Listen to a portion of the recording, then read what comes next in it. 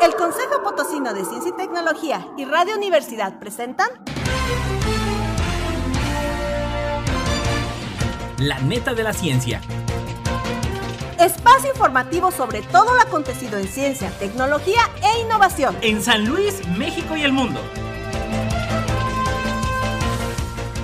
¡Comenzamos!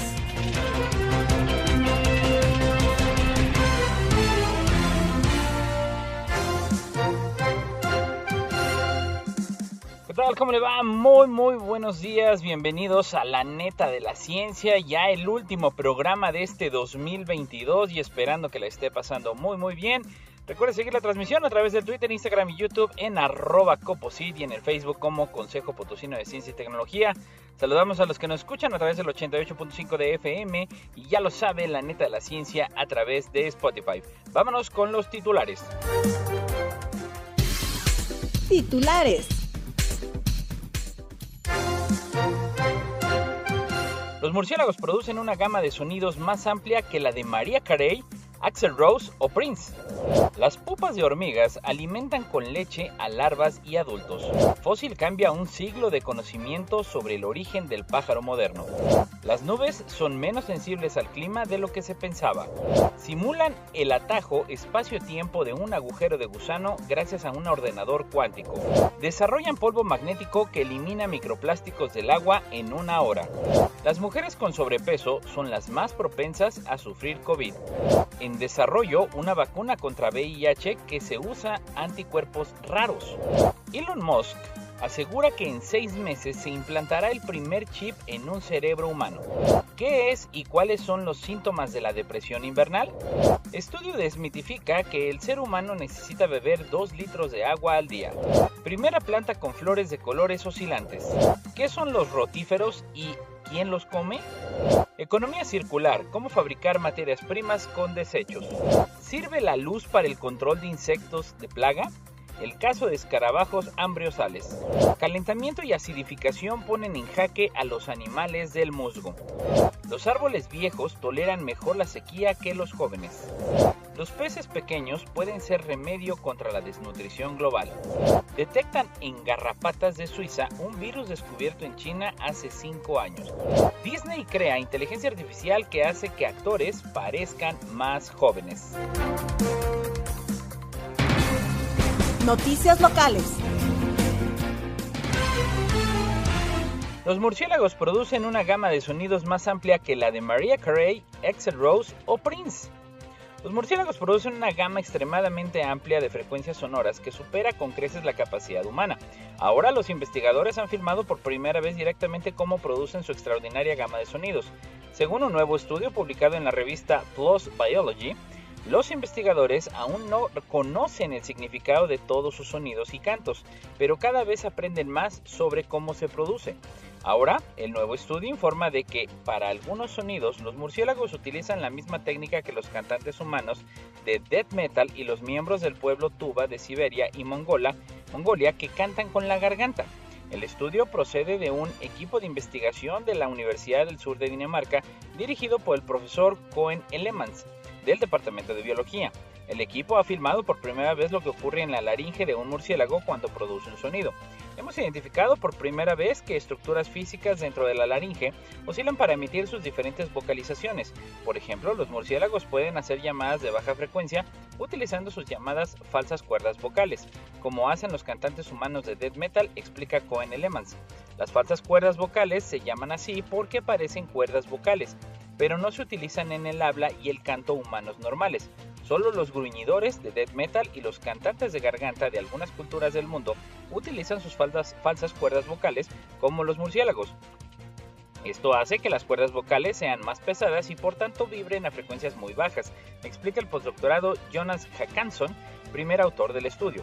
Los murciélagos suelen emitir gruñidos cuando entran o salen de un dormidero densamente poblado. Los investigadores no saben con certeza qué pretende comunicar un murciélago que gruñe cuando utiliza sus falsas cuerdas vocales, que producir sonidos graves en el rango de 1 a 5 kHz.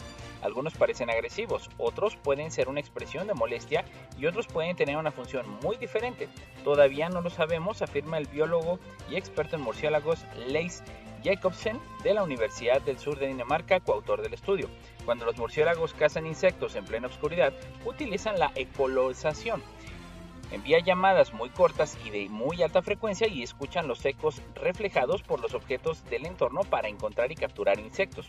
Un murciélago puede determinar la forma y el tamaño y la textura de los objetos que se reflejan en el eco en cuestión de milisegundos, afirma Leif Jacobsen. El estudio también revela por primera vez cómo los murciélagos son capaces de realizar sus llamadas de ecolocalización de extraordinaria frecuencia. Lo hacen mediante la vibración de membranas vocales muy finas, estructuras que también tuvimos los humanos, pero que se perdieron en nuestra evolución. Noticias nacionales. Las pupas de hormiga alimentan con leche a larvas y adultos. Un estudio revela que las pupas de hormigas segregan un líquido nunca antes observado que beben inmediatamente las larvas, un estadio previo en la evolución de la especie y también los adultos. La salud de toda la colonia parece depender del rápido consumo de este líquido repleto de nutrientes. Las larvas lo necesitan para crecer y, si los adultos y las larvas no lo beben, las pupas mueren de infecciones fúngicas al acumularse el líquido en su alrededor, según publican los investigadores en la revista Nature. La forma en que las hormigas utilizan este líquido crea una dependencia entre las diferentes etapas del desarrollo, explica en un comunicado Daniel Kronauer, profesor asociado de Stanley S. y Sidney R. Schumann en la Universidad de Rockefeller en los Estados Unidos. Esto demuestra hasta qué punto las colonias de hormigas funcionan realmente como una unidad integrada. Las hormigas operan dentro del bullicio de una colonia ajetreada, lo que plantea dificultades a los investigadores que intentan observar las diferencias de interacciones entre las hormigas que mantienen el buen funcionamiento de la colonia. Estas interacciones constituyen el núcleo de la comprensión de las sociedades de insectos, pero debido a las dificultades inherentes no se han investigado de forma sistemática, afirma Orly Sneer, primer autor del estudio y postdoctorado en el laboratorio de Kronauer.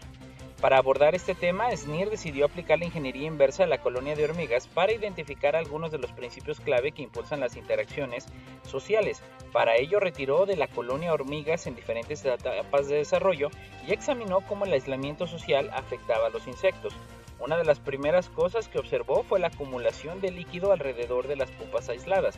Los insectos no suelen segregar líquido en la fase de pupa y tampoco se habían observado nunca en las hormigas. Este líquido era propenso a las infecciones fúngicas que acababan matando a las pupas. Solo cuando Sneer eliminaba el líquido manualmente, las pupas sobrevivían hasta la edad adulta. Está claro que la colonia de hormigas impedía de algún modo que se acumulara el líquido de las pupas.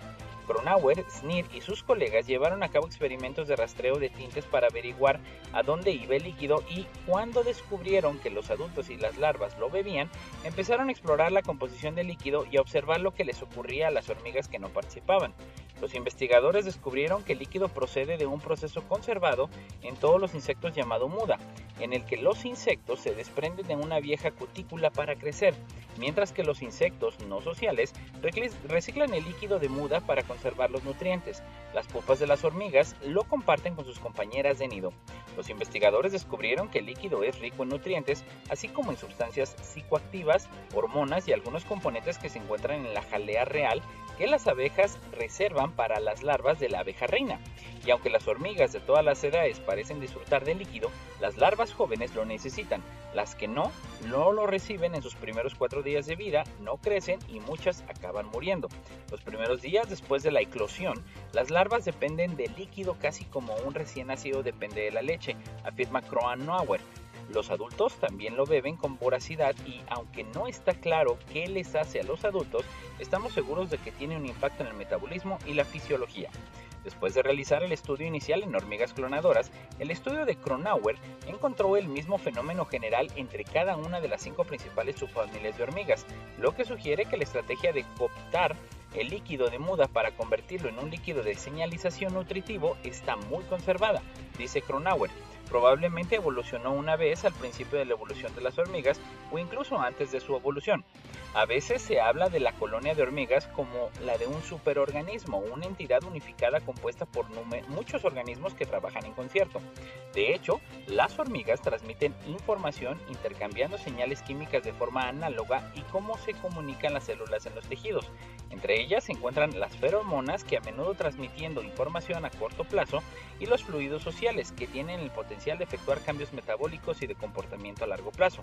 El descubrimiento del fluido social de las pupas y su papel en la conexión entre adultos, pupas y larvas añade contexto a esta comprensión de las colonias de hormigas como superorganismos independientes.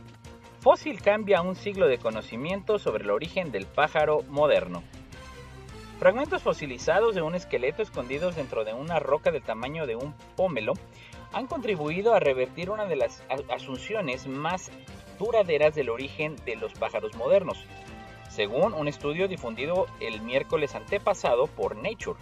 Un equipo investigador de la Universidad Británica de Cambridge y del Smithsonian Museo de Maastricht hallaron que una de las características claves del cráneo que caracteriza el 99% de los pájaros modernos, un pico movible, evolucionó antes de que se produjera la extinción en masa que aniquiló a todos los dinosaurios grandes hace 66 millones de años.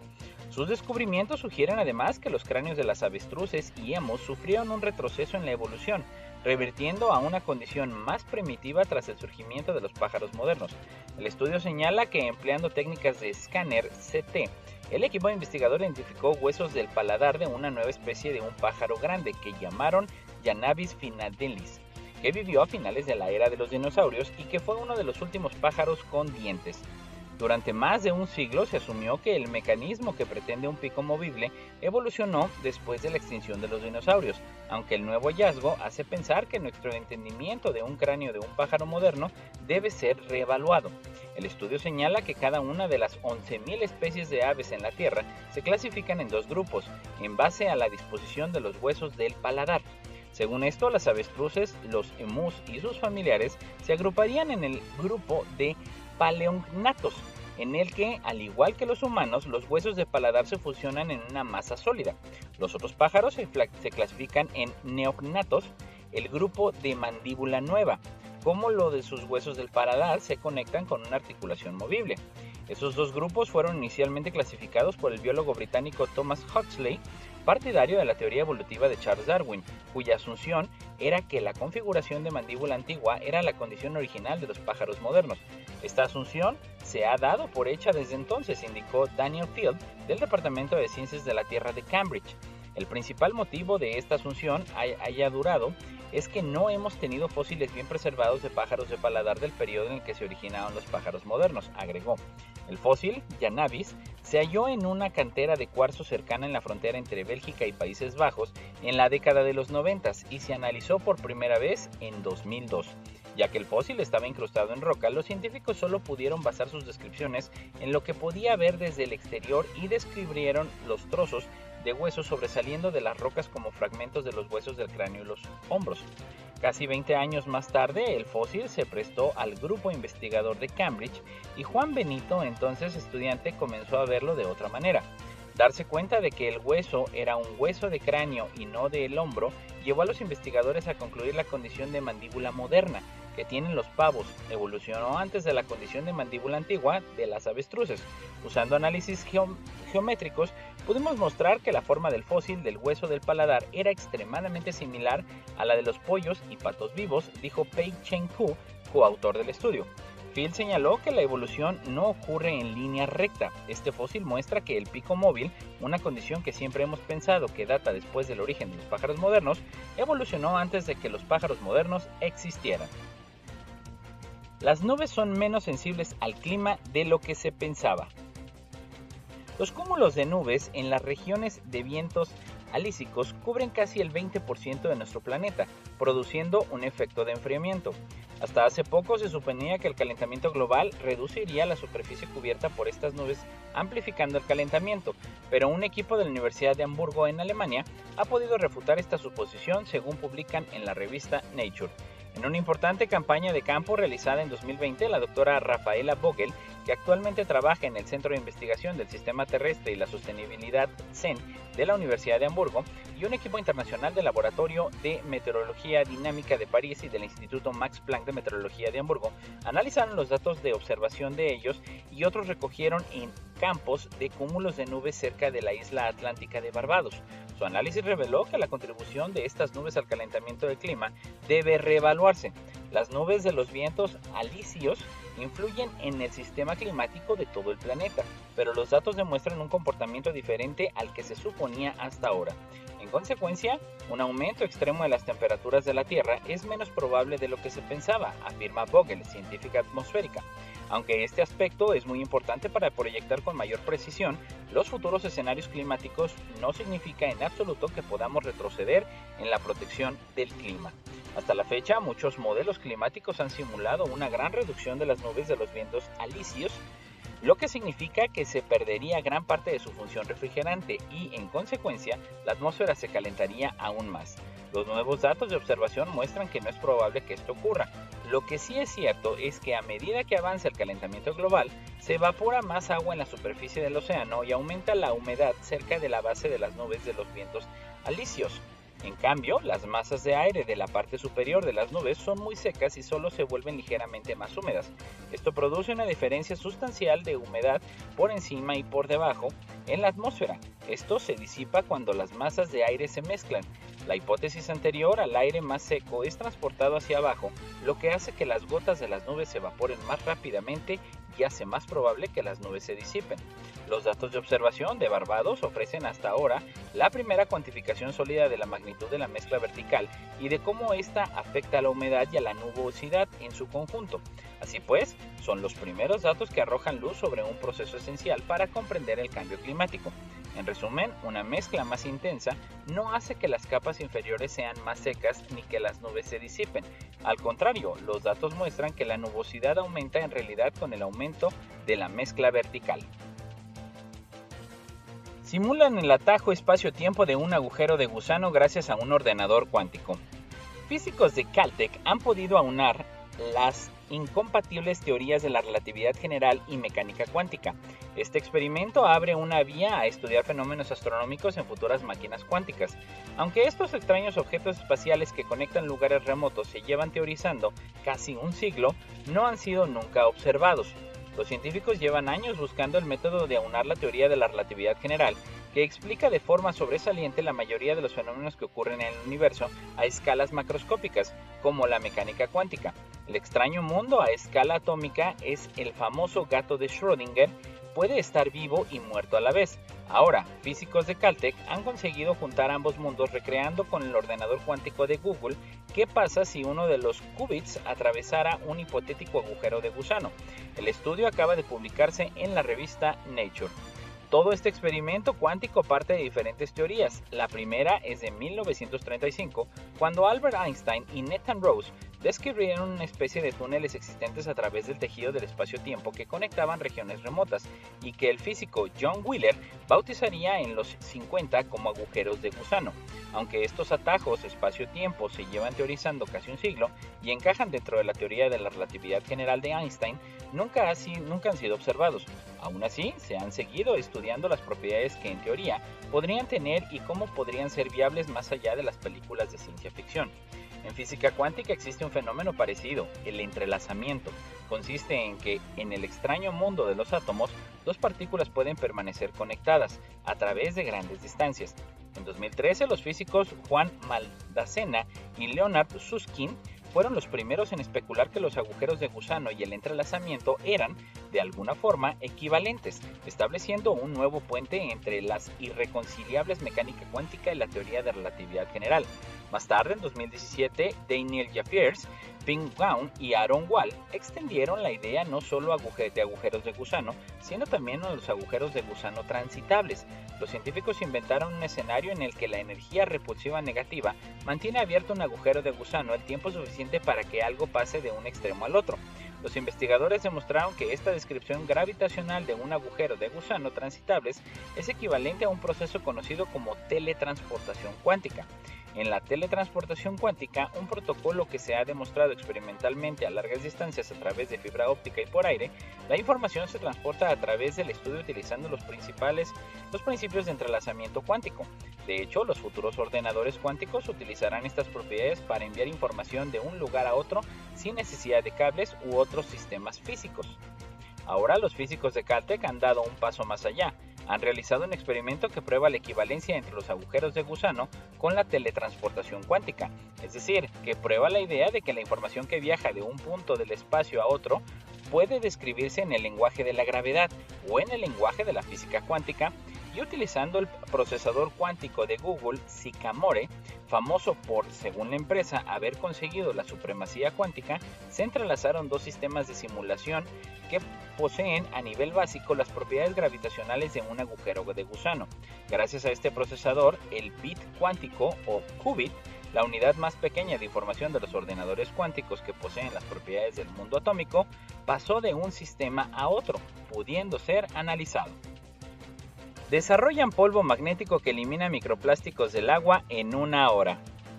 Un grupo de científicos ha desarrollado un polvo magnético capaz de eliminar los microplásticos del agua en menos de 1 hora, lo que, según asegura, permitiría erradicar estos residuos con mayor rapidez y a menor costo, informaron en semanas pasadas fuentes académicas australianas. Los investigadores de la Universidad RMIT en la ciudad de Melbourne afirman que su polvo, fabricado con nanomateriales y que contiene hierro, logra traer los microplásticos sin crear otras sustancias contaminantes o dejar huella de carbono. Este material, de color marrón y procedente de materiales reciclados, se mezcla en el agua que contienen microplásticos y tras 1 hora, mientras que otras técnicas se demoran varias horas o incluso días. Permite usar imanes que separan con facilidad los microplásticos y sustancias contaminantes del elemento líquido. Nuestro aditivo en polvo puede eliminar microplásticos que son 1000 veces más pequeños que los que actualmente pueden detectar las plantas de tratamiento de aguas residuales, dijo Nikki Einstein, líder de esta investigación, en un comunicado.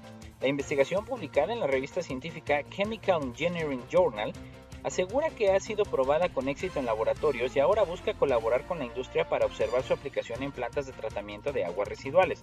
Los científicos del RMIT indican que su sustancia podría ser una alternativa rentable para reducir las millones de toneladas anuales de plástico y microplásticos que se vierten en el mar. Más del 80% de la basura que se va a dar a los océanos se genera en tierra y uno de los contribuyentes mayores en esta contaminación es el plástico, una sustancia que puede tardar unos 450 años en descomponerse. Si bien la presencia de botellas, bolsas y otros productos plásticos es visible en las aguas, las partículas de menos de 5 milímetros no pueden percibirse a simple vista ni pueden ser eliminadas por las plantas de tratamiento, por lo que terminan en el mar, donde es perjudicial para los organismos marinos. Las mujeres con sobrepeso son las más propensas a sufrir COVID. Las mujeres con sobrepeso son las más propensas a padecer síntomas de COVID persistentes, según la nueva investigación de la Universidad de East Anglia en el Reino Unido. El nuevo estudio publicado en la revista PLOS Global Public Health demuestra que tener un índice de masa corporal más alto está relacionado con la enfermedad y que las mujeres tienen más posibilidades de padecer COVID largo que los hombres. La investigación también muestra que las personas con COVID prolongado tienen muchas más probabilidades de necesitar atención adicional y, a menudo, duradera, que las que se recuperan rápidamente. El profesor Vasilios Vasiliou, de la Facultad de Medicina de la UEA, explica que el COVID largo es una afección compleja que se desarrolla durante o después de tener COVID y se clasifica como tal cuando los síntomas continúan durante más de 12 semanas. Afecta a las personas de diferentes maneras y a la falta de aire, la tos, las palpitaciones, los dolores de cabeza y la fatiga intensa son algunos de los síntomas más frecuentes. Otros síntomas pueden ser dolor u opresión en el pecho, niebla cerebral, insomnio, mareos, dolor en las articulaciones, depresión y ansiedad, tinnitus, pérdida del apetito, dolores de cabeza y cambios en el sentido del olfato o el gusto, prosigue. Queríamos averiguar qué factores pueden hacer que las personas sean más o menos susceptibles a desarrollar COVID largo. El estudio de investigación encuestó a los pacientes de Norfolk que habían recibido un resultado positivo en la prueba de PCR de COVID en 2020. Un total de 1.487 personas participaron en una encuesta en línea que abarca síntomas de COVID largo como disnea, dolor de pecho, fatiga, problemas de memoria y ansiedad. Descubrieron que más de la mitad de los participantes, 774 aproximadamente, experimentaban al menos un síntoma de COVID largo, lo que demuestra una alta prevalencia autodeclarada. A continuación, buscaron qué factores podían hacer que las personas tuvieran más o menos probabilidades de padecer la enfermedad, para lo cual examinaron los historiales médicos de los participantes. Se tuvieron en cuenta factores como el índice de masa corporal, el sexo, el uso de medicamentos, otros problemas de salud y si vivían en una zona desfavorecida. El profesor Vasiliou destaca que el estudio ha demostrado que más de la mitad de los encuestados que dieron positivo en la prueba de COVID en el este de Inglaterra durante el primer año de la pandemia pasaron a informar de largos síntomas de COVID. Todas estas personas se identificaron en los meses anteriores a la prueba en marcha del programa de vacunación contra la COVID y sufrieron numerosos síntomas nuevos que no estaban presentes antes de su infección por COVID, apunta. Curiosamente descubrimos que había más mujeres que hombres con síntomas prolongados de COVID. También descubrimos que tener un índice de masa corporal más alto estaba relacionado con la duración del COVID y esto es muy importante, ya que esta información puede utilizarse para determinar el perfil de las personas que corren el riesgo de desarrollar COVID prolongado.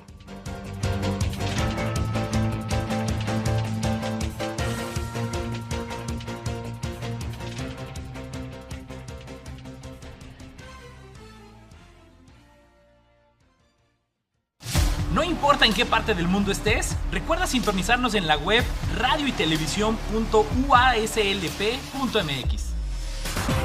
Noticias internacionales. En desarrollo una vacuna contra VIH que usa anticuerpos raros. A principios del mes de diciembre se conmemora el Día Mundial del SIDA, en específico el 1 de diciembre, y bueno, la enfermedad es causada por el virus de la inmunodeficiencia humana, mejor conocida como VIH, del cual 38 millones de personas son portadoras en el mundo. En el marco del Día Mundial del SIDA, la revista Science publicó un estudio sobre los avances de una nueva vacuna contra el VIH, intento que ha fracasado antes, pero que ahora se vislumbra el desarrollo de un nuevo tipo. El estudio Vacunación induce precursores de anticuerpos ampliamente neutralizantes del VIH en humanos fue realizado por un grupo multiinstitucional e internacional como resultado de un ensayo clínico de una fase 1 de la vacuna del VIH, con anticuerpos ampliamente neutralizables, un tipo de anticuerpos que raramente se desarrollan ante una infección. Los hallazgos de esta primera prueba en humanos establecen una prueba clínica de principio para el diseño de vacunas dirigidas a la línea germinal para el VIH y otros patógenos intratables. Los investigadores llevaron a cabo una prueba en humanos de la estrategia dirigida a la línea germinal mediante la evaluación de la seguridad y las respuestas inmunitarias de una vacuna candidata de preparación dirigida a la línea germinal, la nanopartícula del 60 MER EODGT8, señala el estudio. Cada participante recibió 2 administraciones de placebo, vacuna de dosis baja o vacuna de dosis alta con 8 semanas de diferencia. El inmunógeno se diseñó para activar los precursores de células B para los BANB de clase del VIH. Los resultados establecen que una prueba clínica de concepto para la estrategia de preparación del diseño de las vacunas dirigidas a la línea germinal respaldan el desarrollo de regímenes de refuerzo para generar respuestas de la BNAB de clase contra el VIH y fomentan la aplicación de la estrategia dirigida a la línea germinal de otros objetivos en el VIH y otros patógenos, refiere el artículo. Se necesita urgentemente una vacuna preventiva contra el VIH para poner fin a la pandemia del SIDA, escribe Penny L. Moore del Instituto Nacional de Enfermedades Transmisibles de Johannesburgo, Sudáfrica, en una editorial para Science. La especialista explica que una vacuna que provoque la producción de anticuerpos ampliamente neutralizantes, que puede reconocer las diversas cepas del VIH a nivel mundial y proteger contra la infección, podrían proporcionar una solución ideal. Sin embargo, la activación del BNABS a través de la vacunación aún no ha sido posible. Uno de los desafíos claves para lograr este objetivo es que los BNAB rara vez se desarrollan durante la infección y en los humanos las células B precursoras del BNAB son poco comunes. Una vacuna BNAB eficaz contra el VIH debería reclutar precursores de BNAB raros a través de la orientación de la línea germinal para producir estos BNAB del VIH. Elon Musk asegura que en 6 meses se implantará el primer chip en el cerebro humano con Neuralink. Yo podría tener implantado un dispositivo en este momento y ni siquiera lo sabrían. Elon Musk presentó hace unos días los avances de su compañía Neuralink, que fabrica chips para ser implantados en el cerebro y que, según aseguró, en 2023 podría ser su primera prueba con los humanos. La broma sacó risas entre los presentes. Hipotéticamente podría ser una de esas muestras de prueba, añadió a medio mundo entre la guasada y lo serio. El hombre, que en las últimas semanas ha enfurecido a la izquierda estadounidense, ha tenido un breve enfrentamiento con Apple y puesto patas arriba a Twitter. Ha dejado por unas horas su papel de provocador para ponerse la máscara de emprendedor visionario volcado en los avances tecnológicos. En 2021, Neuralink publicó un video de un mono jugando al Pong, el videojuego de la consola Atari que copiaba la dinámica del ping pong, convertido en una sensación viral con más de 6 millones de reproducciones. La novedad no era solamente que el primate llamado Pager interactuara con el juego, sino que controlaba los mandos con la mirada. Estaba jugando con su cerebro. El equipo de la compañía de Musk le había implantado 2 chips en ambos lados de la cabeza 6 meses antes. Primero lo entrenamos para jugar con un mando, pero después se lo quitamos y se lo insertamos el Neuralink, explicó Musk. Musk ha dicho que ha trabajado muy duro, pero que están por fin listos para comenzar a hacer pruebas con humanos. Obviamente queremos ser extremadamente cuidadosos y estar seguros de que va a funcionar antes de ponerlo dentro de un humano, aseguró. El empresario ha informado de que ya han cumplido con el papeleo necesario ante la FDA, el Food and Drug Administration, el organismo encargado de aprobar el uso de medicamentos, productos y procedimientos quirúrgicos para el público. Pienso que probablemente en 6 meses podremos poner nuestro primer Neuralink en un humano, adelantó Musk ante el aplauso de los presentes. La conferencia fue seguida por decenas de miles de personas en el mundo. ¿Qué es y cuáles son los síntomas de la depresión invernal? Ante la llegada del invierno, algunas personas suelen cambiar su estado de ánimo, pues se sienten tristes y un poco distantes a lo normal. A este suceso se le denomina trastorno afectivo estacional, pero ¿a qué se debe? De acuerdo con el Instituto Nacional de Salud Mental, las personas pueden comenzar a sentirse decaídas cuando los días se acortan en el otoño y el invierno, que también se llama tristeza invernal, o comienzan a sentirse mejor en la primavera cuando hay más horas de sol. Asimismo, en algunos casos, estos cambios en el estado de ánimo son más graves y pueden afectar cómo una persona se siente, piensa y atiende sus actividades diarias. Los síntomas: no todas las personas con este trastorno experimentan todos los síntomas que se enumeran a continuación. Los síntomas de depresión mayor pueden incluir sentirse deprimido gran parte del día, casi todos los días, perder interés en las actividades que alguna vez disfrutaste, experimentar cambios en el apetito o en el peso, tener problemas para dormir, sentirse lento o agitado, tener poca energía, sentirse sin esperanza o inútil, tener dificultad para concentrarse, tener pensamientos frecuentes sobre la muerte o el suicidio.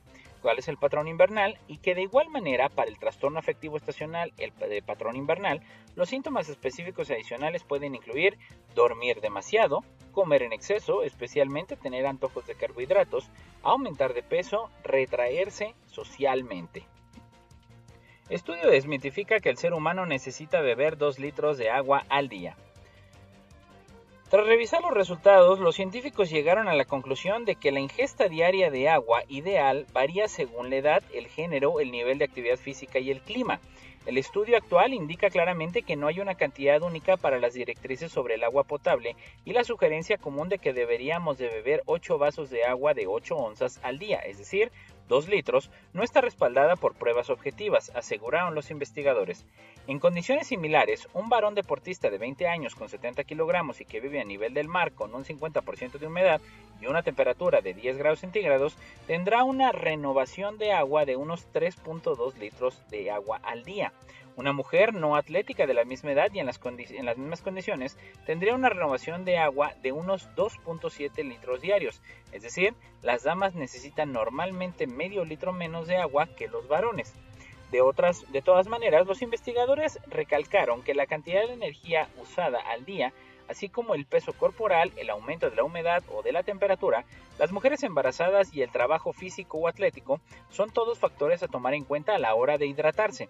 Quienes bebían 10 litros de agua al día por lo general eran hombres expuestos a un clima cálido que trabajaban activamente con su cuerpo. Eran atletas o forrajeadores del Ecuador amazónico, en tanto que las personas que llevan un estilo de vida sedentario en ambientes interiores con temperatura controlada necesitaban una renovación de agua menor que las personas que trabajaban de forma física.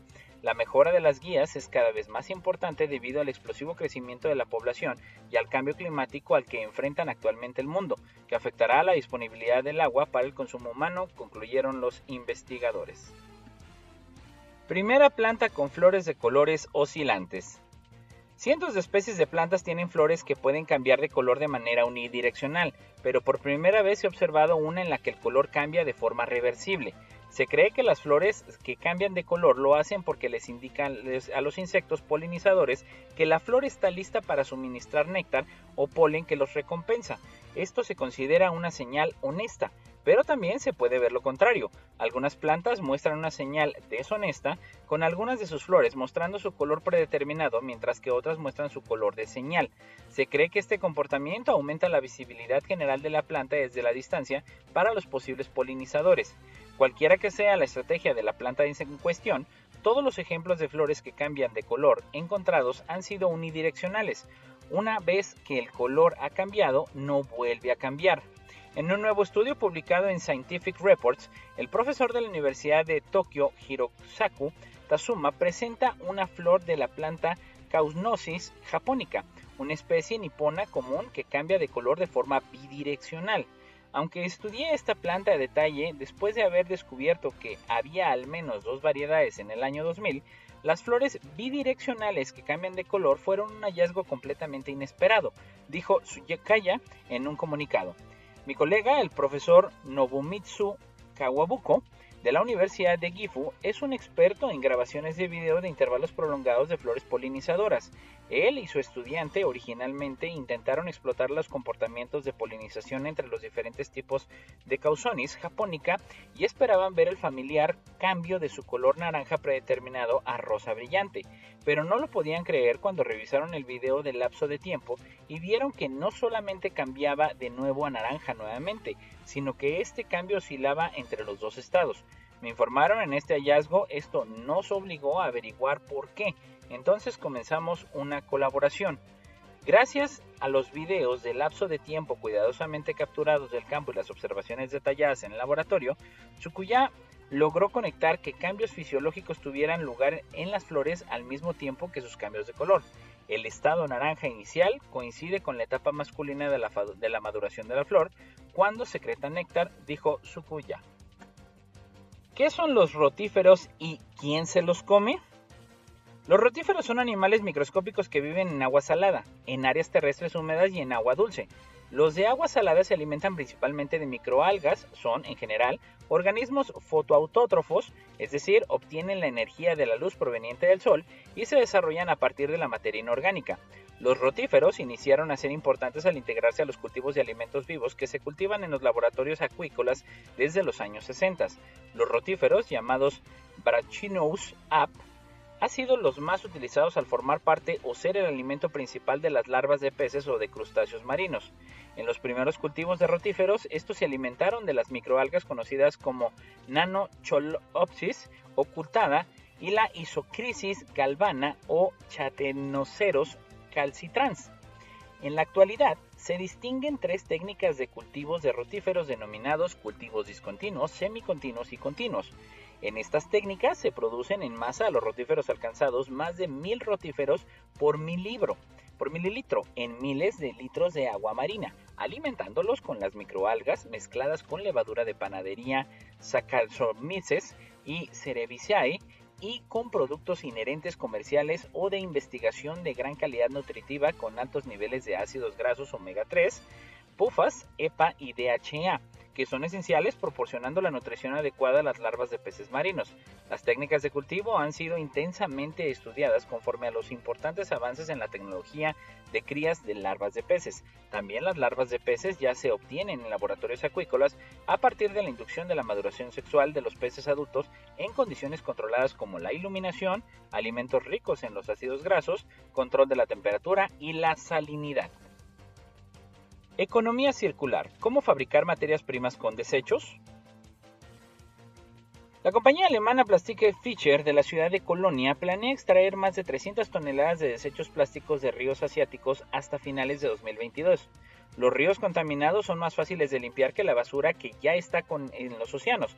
Las barreras flotantes destinadas a contener la basura de plástico pueden construirse en el lugar con medios sencillos. Así también se crean puestos de trabajo para los habitantes que pescan el plástico de esas represas, las empaquetan en fardos y luego las incineran en instalaciones térmicas. De los 75 empleos que crea actualmente esta empresa emergente alemana, según datos propios, solo 2 de ellos están asentados en Alemania. La pesca de plástico es financiada por empresas y organizaciones que quieren invertir en ella su presupuesto para sostenibilidad. Una de las patrocinadoras es Knipex, líder mundial en la fabricación de tenazas para diferentes oficios e industrias. En su fábrica de Wuppertal se producen más de 65,000 tenazas por día. Plastic Fischer extrae de las aguas para Knipex la cantidad de plástico que ésta necesita para su producción anual de mangos para tenazas y envoltorios, según el acuerdo al que llegaron ambas. Knipex, una empresa familiar de Wuppertal, y la colonesa Plastic Fischer se unieron gracias a la iniciativa Circular Valley. Esta, fundada a comienzos de 2021, creó rápidamente una amplia red de grupos empresarios, así como medianas empresas y startups, con el objeto común de que la economía circular, en que Wuppertal se convertiría así en un centro mundial para terminar con el derroche de la economía actual. En el valle del río Wupper se fundó Bayer, la corporación de productos químicos más antigua del mundo. Del barrio de Barmen, en Wuppertal, nació Friedrich Engels, coautor del Manifiesto Comunista, y tanto la industria papelera como la textil, así como la fabricación de herramientas, se originaron en esa región, el Condado del Monte. Con universidades, institutos de investigación, empresas industriales de todos los sectores y entre ellos pioneros del reciclaje, alemanes como Remodis y DSD. El área está bien preparada, opina el asesor empresarial Carsten Geraldhardt, iniciador del Circular Valley. ¿Sirve la luz para el control de insectos plaga? El caso de escarabajos ambrosiales. Los insectos comprenden el grupo de animales más diverso de la Tierra, siendo el grupo de los escarabajos, orden Coleoptera, el más diverso con un aproximado de 370,000 especies registradas, y es uno de los grupos en donde se han reportado mayor número de especies plaga, como son los górgoros, escarabajos descortezadores y barrenadores, estos últimos de importancia agrícola o forestal, entre otros. Dentro del grupo de los escarabajos barrenadores encontramos a los llamados escolitinos, que son insectos de tamaño pequeño que han tomado importancia debido a que algunas especies han sido reportadas como plaga para los árboles, al ser portadores de hongos fitopatógenos con quienes tienen asociación simbiótica. Por sus hábitos de colonización, estos escarabajos ocasionan daño a la madera debido a que su ciclo biológico lo desarrollan bajo la corteza o dentro de la madera. En México, los escarabajos escolitinos es un grupo del cual se han descrito un aproximado de 850 especies a la fecha, y se sabe que la gran mayoría tiene un papel fundamental en el mantenimiento de los ecosistemas. Para conocer la diversidad de especies, así como para controlar aquellas que son plaga, generalmente se utilizan sistemas de monitoreo. Existen diferentes métodos de monitoreo. El más utilizado se apoya en el uso de atrayentes químicos como feromonas y alcohol, siendo este último el más común. Sin embargo, el alcohol es un atrayente generalista al cual responden la mayoría de las especies. En la búsqueda de atrayentes que sean específicos para algunas especies de importancia agrícola o forestal, se han explorado nuevas opciones como los atrayentes luminosos. Gracias al apoyo del CONACYT a través del proyecto del FORDECYT, el Centro de Investigaciones en Óptica, en colaboración con el Instituto de Ecología, están evaluando el desempeño de diferentes fuentes de luz como una alternativa para realizar el monitoreo y control de escarabajos escotinos. Como su primer acercamiento, se realizó un monitoreo durante un aproximado de 30 días y en este trabajo se utilizaron trampas tipo Ecoipar, la cual consiste en utilizar botellas tipo PET. En este caso en particular, se utilizaron 2 tipos de trampas, utilizando en común botellas también tipo PET5 de 5 litros con una ventana lateral que podría permitir la entrada de los escarabajos y pudieran ser capturados. En el fondo de las botellas se colocaron 100 mililitros de líquido anticongelante, el cual se utiliza para capturar a los insectos que caigan y preservarlos en buenas condiciones para su posterior identificación. En el interior de uno de los 2 tipos de trampas se colocó como atrayente un contenedor con alcohol etílico, mientras que en el otro tipo de trampa, a la altura de la tapa, se colocó una fuente de luz construida con un arreglo de diodos LED la cual fue alimentada por medio de baterías recargables.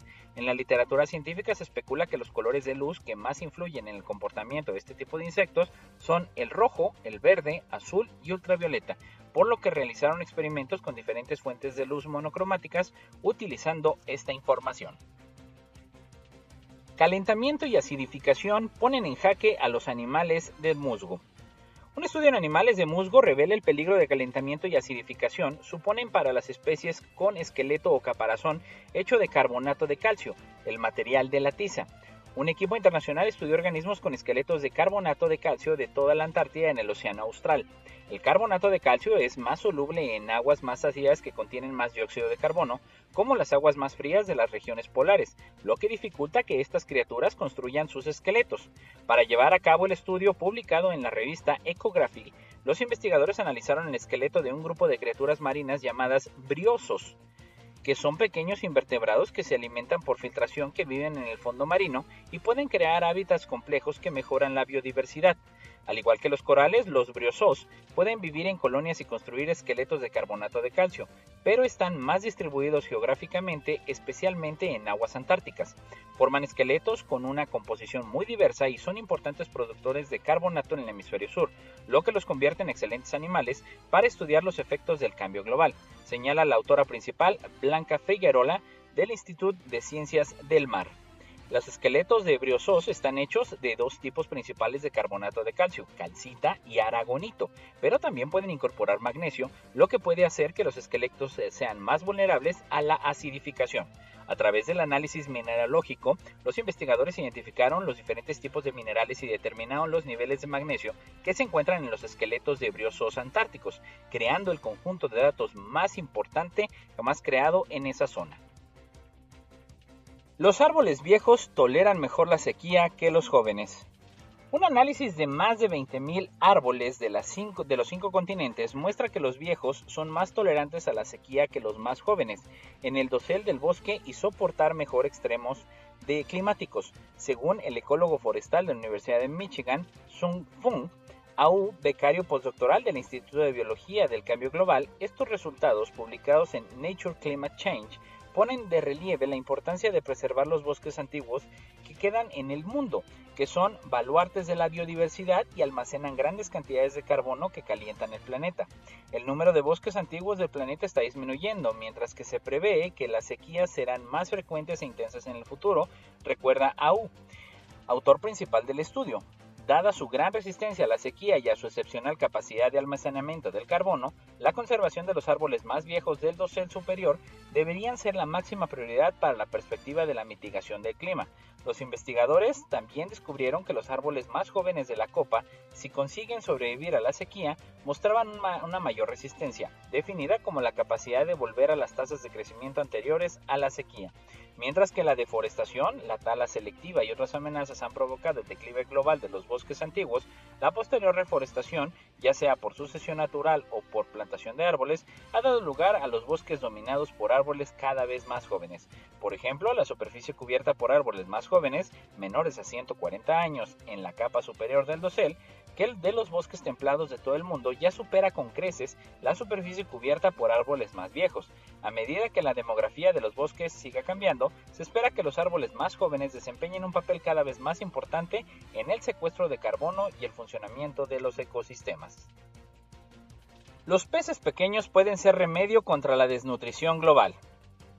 Los peces pequeños podrían desempeñar un papel importante en la lucha contra la malnutrición y la crisis de inseguridad alimentaria en todo el mundo. Según revela un nuevo estudio publicado en la revista Nature Food, especies pequeñas como el arenque, la sardina y la anchoa son una fuente más barata de pescado nutritivo que se encuentra en muchos países de ingresos bajos y medios, y a menudo se capturan en grandes volúmenes en las aguas de las naciones donde la gente sufre desnutrición. Estos hallazgos son vitales dado que actualmente hay unos 3.000 millones de personas que viven en el sur de Asia y África subsahariana que no pueden permitirse una dieta nutritiva y saludable. Las deficiencias de micronutrientes esenciales están relacionadas con enfermedades como la mortalidad materna y el retraso en el crecimiento, y son cada vez más frecuentes en todo el mundo. La malnutrición está aumentando en el África subsahariana y en 2020 10 millones de niños sufrieron emaciación y 55 sufrieron retraso en el crecimiento debido a las dietas inadecuadas. Sin embargo, este nuevo estudio, dirigido por científicos de la Universidad de Lancaster en el Reino Unido, revela que en el África subsahariana, solo el 20% de los pequeños peces pelágicos capturados localmente podrían proporcionar a todos los niños menores de 5 años que viven cerca del mar o de los lagos una ración diaria de marisco nutritivo. Detectan en garrapatas de Suiza un virus descubierto en China hace 5 años. Investigadores de la Universidad de Zúrich, en Suiza, han hallado por primera vez el virus Aloxan, descubierto en China hace solo 5 años en garrapatas de Suiza. Las garrapatas pueden transmitir muchos patógenos diferentes, como virus, bacterias y parásitos. Especialmente preocupantes son el virus de la encefalitis transmitida por garrapatas, que puede causar inflamación del cerebro y de los revestimientos del cerebro y la médula espinal, y las bacterias que provocan la enfermedad infecciosa del Lyme. El ALSV, descubierto por primera vez en China en 2017, pertenece a la familia de los flavivirus junto con el virus TBE. Tras ser picados por garrapatas, varios pacientes sufrieron fiebre y dolores de cabeza, los síntomas típicos de una infección por TBE. Y, sin embargo, no se pudieron detectar anticuerpos contra el virus de la TBE ni su material genético en los individuos afectados. En su lugar, los investigadores encontraron un virus de ARN desconocido hasta entonces, el virus Aloxan. La secuencia genética completa del ALSV se encontró en numerosas muestras de garrapatas recogidas en varias regiones de Suiza entre 2020 y 2022. Sorprendentemente, los virus se detectaron en las muestras de garrapatas con mucha más frecuencia que los virus TBE, han explicado Cornel Frael, director del Instituto de Virología de la Universidad de Zúrich y coautor del estudio. Dado que los síntomas de una infección por ALSV son similares a los de una infección por virus TBE, el virus Aloxan podría plantear ya un problema de salud pública en Suiza, aunque hasta ahora no reconocido, según los investigadores. Disney crea inteligencia artificial que hace a los actores que parezcan más jóvenes. Los investigadores de Disney han desarrollado un sistema de inteligencia artificial que aparentemente hace que sea mucho más fácil hacer que un actor parezca más joven o más viejo en una escena. Fran tarda 5 segundos en envejecer a un personaje en un solo cuadro, y si bien los artistas aún podrían realizar ajustes manuales para asegurarse de que el efecto se vea lo más realista posible, la herramienta de inteligencia artificial podría encargarse de la mayor parte del trabajo. Se dice que esta inteligencia artificial desarrollada por Disney podría en un momento dado ser un proceso costoso o laborioso que se requiere que los artistas pasen por una escena cuadro por cuadro para cambiar manualmente la apariencia del personaje. Y en este sentido, los investigadores de Disney señalan que si bien podrían identificar y podrían hacer funcionar las imágenes fijas, otros sistemas normalmente sufren pérdida de identidad facial, baja resolución y resultados inestables en los cuadros de video posteriores.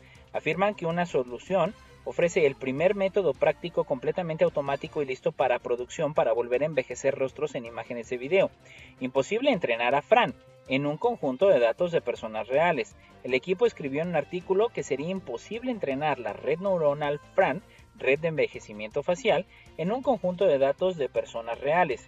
Eso requeriría pares de imágenes que muestren un sujeto con la misma expresión facial, pose, iluminación y fondo de las edades diferentes y conocidas. El cambio de los investigadores crearon una base de datos de varios miles de rostros generados aleatoriamente. Rejuvenecieron esas caras sintéticas utilizando las herramientas de envejecimiento de aprendizaje automático existentes y luego introdujeron los resultados de este proceso en Fran.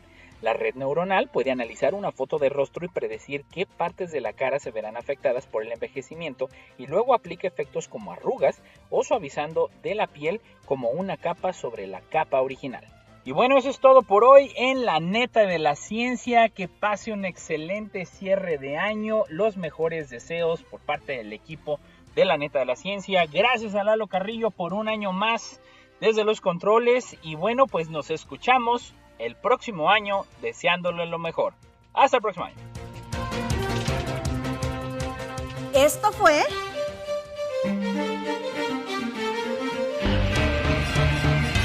La Neta de la Ciencia.